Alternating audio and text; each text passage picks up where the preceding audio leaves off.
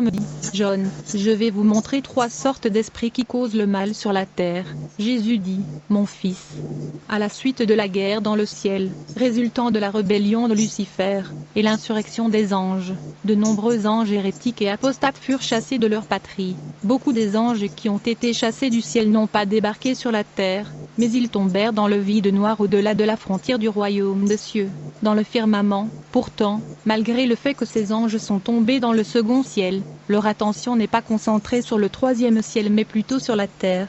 Puisqu'ils sont perdus la guerre au ciel, ils savent que toute tentative de lancer un assaut et une nouvelle guerre aux portes du ciel va échouer. En effet, le 3e ciel est l'habitation de Dieu. Partant de ce fait, les anges déchus qui résident dans le firmament ont orienté leur attention sur la terre et les hommes vivant sur la terre. Jésus me dit, John, ces anges rebelles dans le firmament au second ciel sont les forces et les puissances qui gouvernent la terre entière.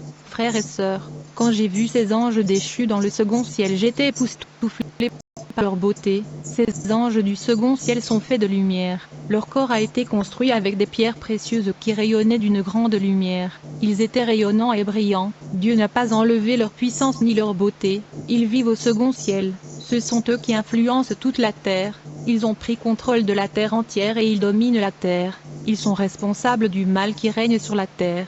Jésus me dit, ces anges déchus qui sont dans le firmament ne descendent pas nécessairement sur la terre pour exécuter le mal, parce qu'ils ont des esprits impurs appelés démons, qui sont sous leur commandement et ordre. Ces anges rebelles ont déployé des esprits impurs sur la terre. Ces esprits impurs qui sont des démons reçoivent des instructions et des ordres des anges hérétiques et apostates, qui résident au firmament dans le 2e ciel, afin d'exécuter leur volonté.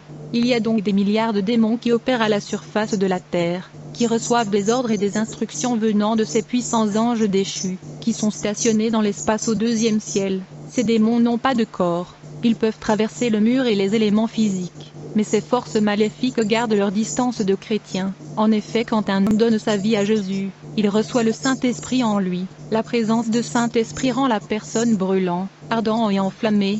Les gens qui ont l'Esprit de Dieu ont le feu en eux et ils sont embrasés. Ainsi donc, dès que ces esprits impurs qui sont des démons rencontrent un chrétien qui a l'Esprit Saint, ils gardent distance. Ils dévient et changent la route pour éviter la flamme de feu dans le croyant. La Bible dit, Jean était une lampe qui brûlait, et donnait la lumière, et vous étiez disposés pour une saison à se prélasser dans sa